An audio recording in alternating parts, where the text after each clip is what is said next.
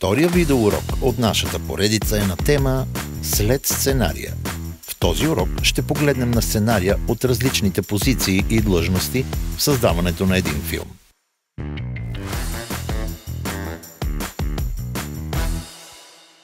Предполагаме, че имаме написан сценарий с няколко редакции, т.е. готов на 100%.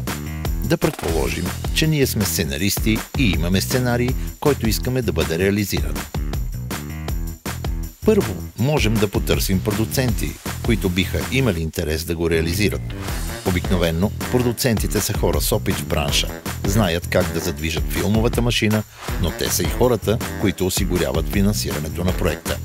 Ако продуцента хареса нашия сценарий, подписваме договор и той води нещата към реализация. Другия вариант – ние сме продуценти и търсим интересни идеи или сценарии. Тук нещата са малко по-различни. Откриваме идея и наемаме сценарист да я развие в сценарий, или търсим готов, договаряме се с сценариста и започваме да работим. След като вече имаме сценарий, сценарист и продуцент, трябва да добавим следващата стъпка, която е с огромна важност, а именно режисьор.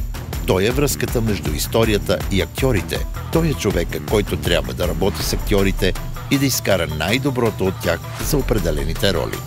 Да ги накара да почувстват дадените им герои и да вдъхне истинност на филма.